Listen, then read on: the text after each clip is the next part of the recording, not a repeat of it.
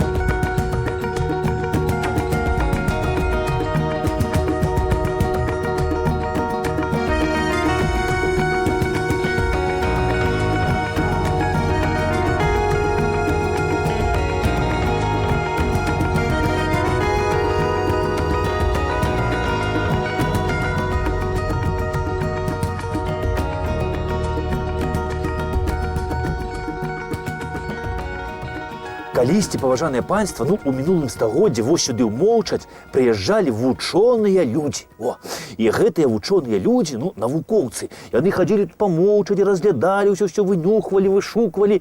І вось што яны знайшлі, паважаныя. Гэтыя вучоныя людзі, навукоўцы, знайшлі каля Моўчаді старажытныя курганы. Ось, і выявілі, што гэтыя старажытныя курганы належаць не абы каму, а скіфам. Гістарычная даведка. Скіфы, назва грэчаскага паходжання, ужывалася адносна групаў народаў, насяляючых усходнюю Еўропу, сярэднюю Азію і Сібір у антычнасці. Пераважае меркаванне, што скіфы выкарыстоўвалі мовы паўночна-іранскай групы індаеўрапейскай сям'і. У 5 стагоддзі да нашай эры у скіфаў існавала ваенная дэмакратыя на стадыі пераходу да манархічнай дзяржавы. У канцы 3-2 стагоддзя да нашай эры скіфы выцеснены сарматамі ў стэпавы, Крым і ніжняе Падняпроўе, дзе скіфскае царства праіснавала да другой паловы 3 стагоддзя нашай эры і было знішчана готамі. Скіфская культура зрабіла моцны ўплыў на гісторыю і культуру многіх плямёнаў. Рускія летапісы падкрэслівалі, што народы Кіеўскай Русі грэкі называлі «Вялікая Скіф». Некаторыя навукоўцы, паважанае панства, лічаць, што скіфы з'яўляюцца прашчурамі славян. Ось, скіфскіх могілак я тут не знайшоў у Моўчаді, але знайшоў на ўскрайку Моўчаді колішнія славянскія могілкі. Вось тут, на гары Вялікай. І вось на гэтых колішніх могілках знайшоў одну магілу, на якой ёсць на помніку такі надпіс, што «Прахожы, глянь на мой прах, я ўжо дома, а ты ўсё яшчэ ў гасцях».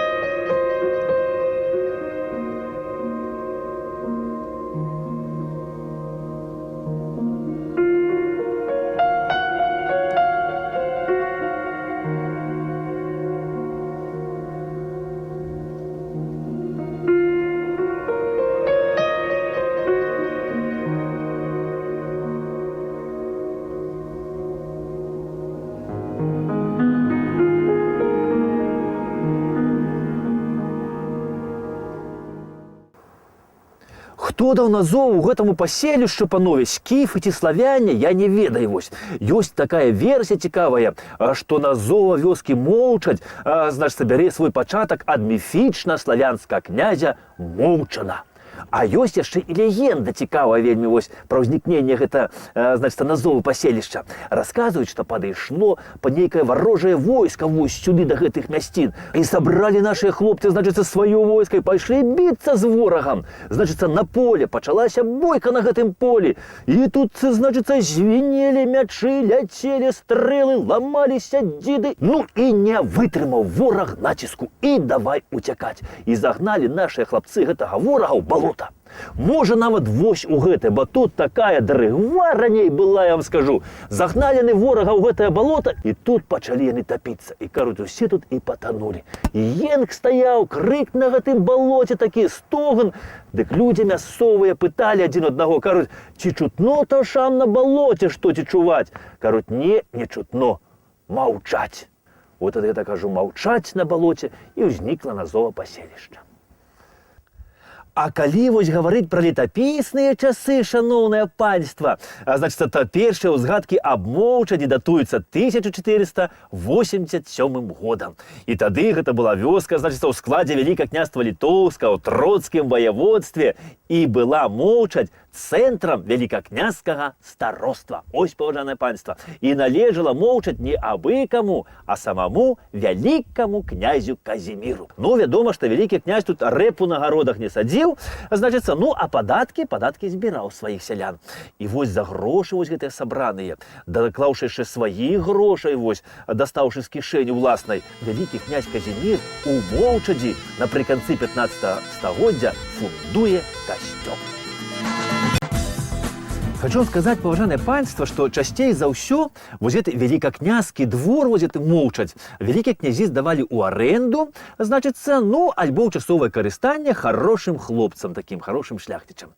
І вось так на самом пачатку 16 стагоддзя у часовае карыстанне Моўчаць атрымаў шляхціч Ян Белік. А справа тут вось у чым, паважанае, наша смаленскае княства, якое вось заўсёды належала нам, вялікаму княству літоўскаму, значыцца, Літве, вось, як сёння кажуць, Беларусі, было захоплена маскоўскім княствам. І Ян Белік, як шчыры сапраўдны літвін, ён не захацеў, вось, значыцца, прысягаць маскоўскаму цару і паехаў вось сюды да свайго князя, Вялікае княства Літоўскае, і сказаў, што як жа так? І тады вялікі князь сказаў: Белік, не хвалюйся. Вось Моўчаць, пакуль пажыві ў Моўчадзі, ўсё нармальна будзе як дома. Ну, а вернем мы назад сваё смаленскае княства, то тады паедзеш да хаты ўжо. Ну, вось я не ведаю, ці дачакаўся Ян Белік, калі вярнулі Смаленшчыну назад, ці не, але гаворы, што жыў тут ён у Моўчадзі вельмі так нядрэнна, комфортна. У часы Яна Беліка, паважанае панства, Моўчаць вось у 16 стагоддзі пачала хутка пашырацца. І, кажуць, пашырацца она пачала дзякуючы таму, што праз Моўчаць пралегла, значыцца, дарога з Слоніма і на Вільню, на сталіцу нашу.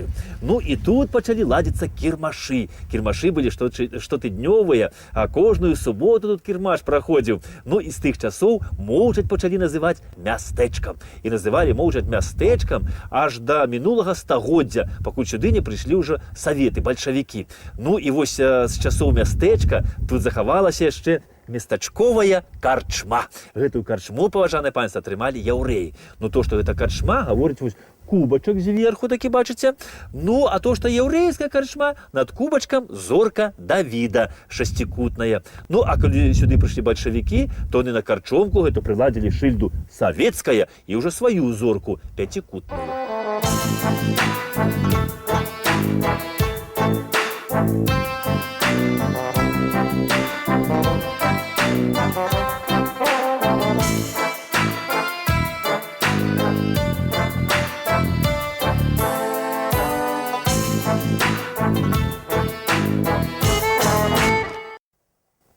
У У 16 стагоддзі, паважанае панство, мястэчка Моўчаць. Значыцца, даволі такое было вялікае мястэчка, і тут пражывалі тады ліцвіны, вось, значыцца, беларусы сённяшнія, татары, палякі, яўрэі. І ў 1566 годзе Моўчаць набывае берасцейскі яўрэй Самуіл Юдзель. Вось, і кажуць, ён у гэтым мястэчку добры прыбытак меў, вось, з моўчацкіх гэтых шынкоў, гэтых, значыцца, ды млыноў. Але здарылася тут вялікая трагедыя, паважаная, я вам скажу. Ой-ой-ой, гора было. У 1654 годзе тут узняўся пажар, вялізны пажар, а мястэчка ж тады якое было? Драўлянае, вось як гэтыя хаткі драўляныя. Ну і узняўся пажар. Пажар узняўся, падняўся ветер моцны, і мястэчка, кажа, агнём як здуло просто, разумееце, згарэла ўсё. От так вот, бачите, як гора прыходзіць, значыцца. Ну і наш вялікі князь, ён з разуменнем аднёсся да гэтай справы і сказаў: хлопцы, не перажывайце, я вас пазбаўляю усіх падаткаў аж на 4 гады, ну, каб вы маглі нармальна адбудавацца. Што мясцовыя жыхары і зрабілі, і мястэчка Моўчаць паўстала, нібы тая птушка Фенікс з попелу. У другой палове 18 стагоддзя, паважанае панство, была утворана такая барская канфедэрацыя, значыцца. Ну, супраць караля апошняга Рэчы Паспалітай Станіслава Аўгуста Панятоўска. Ну, за тое, што ён, вось, стаўшы фаварытам расійскай імператрыцы Кацярыны II, пайшоў, ну, як цяляў яе на паваду, значыцца, і стаў чуць не здаваць, вось, значыцца, Вялікае княства Літоўскае Расіі. Ну, і хлопцы падняліся, значыцца, супраць гэтага. Дык гэта Кацярына II узяла увела на нашу тэрыторыю свае расійскія войскі пад камандаваннем гэтага, як яго, Суворова Александра гэта. Ну і вось у 1769 годзе вось тут каля Моўчадзі адбылася бітва. Вялікая бітва паміж расійскімі войскамі і канфедэратамі. І вось у той бітве удзельнічаў, значыцца, і адзін вось з камандзіраў канфедэратаў, малады 19-гадовы Рамуальд Гедройц. Вось сюды праз мястэчка Моўчаць Рамуальд Гедройц вёў сваіх хлопцаў, але барская канфедэрацыя, она пацярпела паразу, і пасля яе адразу ж адбыўся першы падзел Рэчы Паспалітай, пасля якога усходняя частка Беларусі, значыцца, адышла да расійскай імперіі. Але Рамуальд Гедройц, ён не губляў надзею на вызваленне сваёй айчыны Беларусі ад расійскага іга. Рамуальд Гедройц, калі пачалося паўстанне Тадзеуша Касцюшкі, то ён прыняў самы актыўны ўдзел у гэтым паўстанні. Ён быў сябра Якуба Ясінскага, і Тадзеуш Касцюшка іх узнагародзіў пярсцёнкам з надпісам «Айчына» свайму абаронцу. Пасля паразы паўстання Касцюшкі Рамуальд Гедройц быў вымушаны эмігрыраваць у Парыж. І вось, калі пачалася вайна 1812 года, расійска-французская, то Рамуальд Гедройц стаў на бок Напалеона за вызваленне свайго роднага краю ад расійскай імперіі. І вось ён праводзіць усеагульную мабілізацыю на Беларусі, але Рамуальд Гедройц трапляе ў палон, і на гэтым вось і сканчаецца яго паўстанская дзейнасць. На галоўнай плошчы на рыначнай панове у Моўчадзі стаяла раней 3 храмы. Гэта касцёл, сінагога і праваслаўная царква. І вось да сягонняшні дзён тут засталася толькі адна праваслаўная царква. І царква гэта была пабудаваная ў другой палове 19 стагоддзя і асвечана ў гонар святых апосталаў Пятра і Паўла. І яшчэ трэба сказаць, што з таго часу і па сённяшні дзень гэта царква ні разу не зачынялася.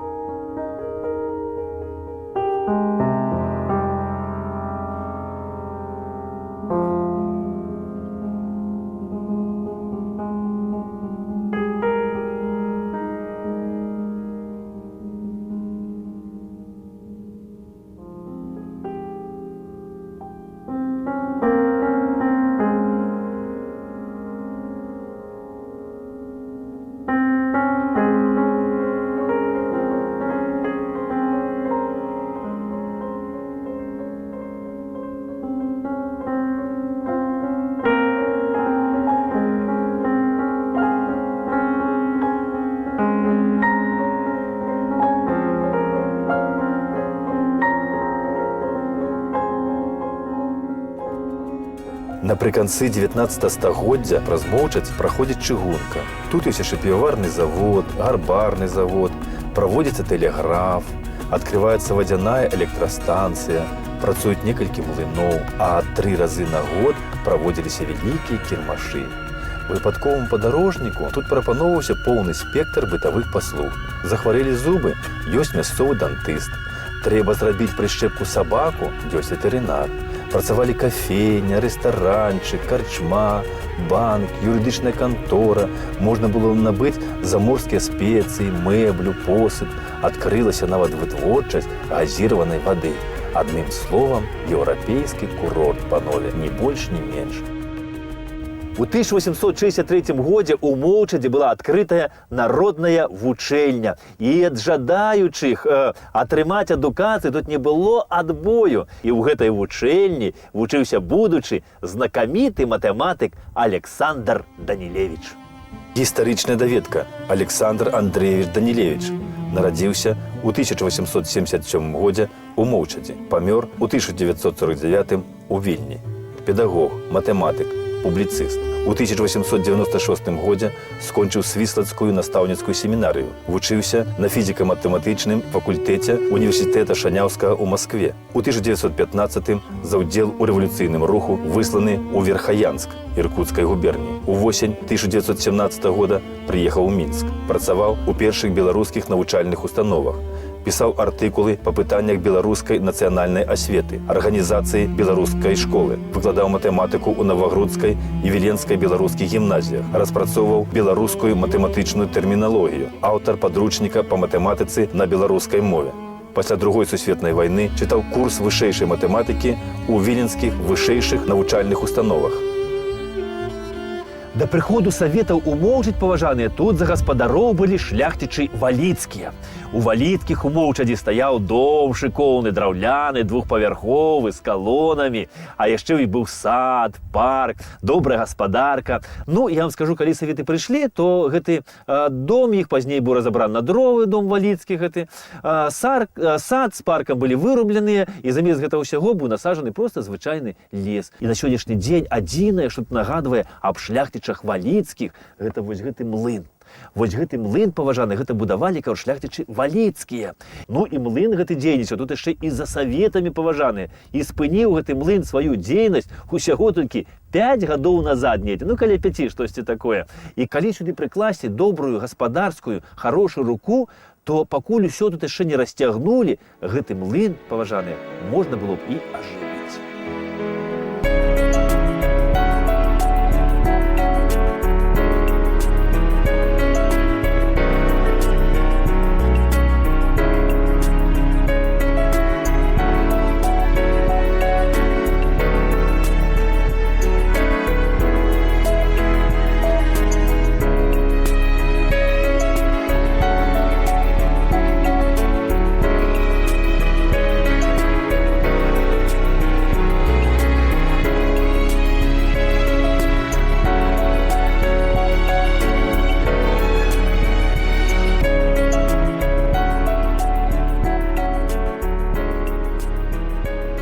На пачатку 20-го стагоддзя, паважанае панства, Моўчадзь гэта было амаль цалкам яўрэйскае мястэчка. І тут было аж 3 сінагогі. Ну, на сённяшні дзень вось захавалася толькі адна сінагога. Ну, дакладней, будынак сінагогі.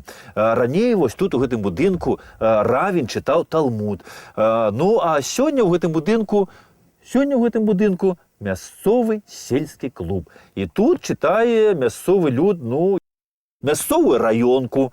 Значится, по вечерах забиваю козла. Ну, я маю на увазі, домино гуляє. Ну, а суббота-неделя у клубе танцы. Скажите, почему нас с вами разлучили? Зачем навек ушли вы от меня? Ведь знаю я, что вы меня любили, но вы ушли. Скажите, почему?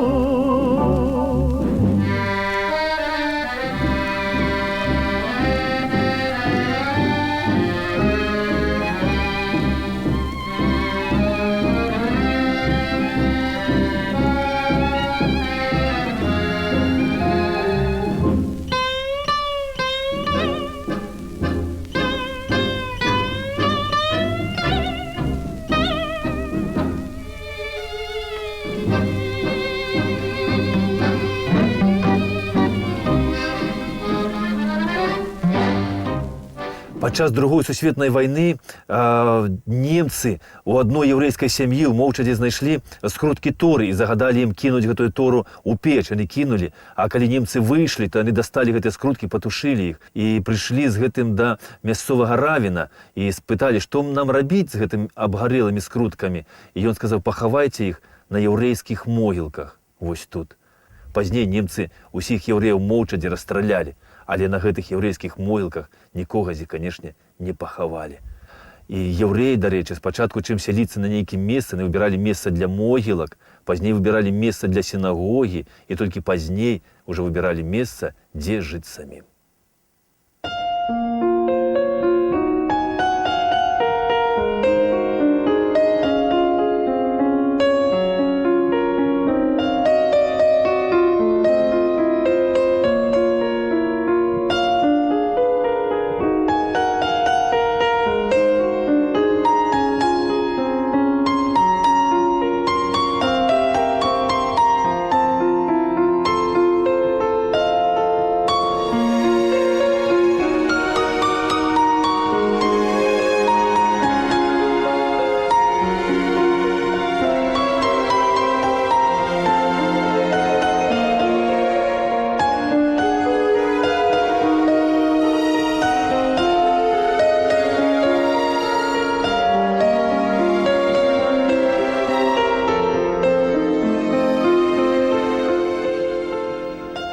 Хочу сказать вам, поважанное панство, что молчатцы не такие ўжо и маўклівыя. Любят поговорить тут и дядьки, и тетки. Народ живе. Во!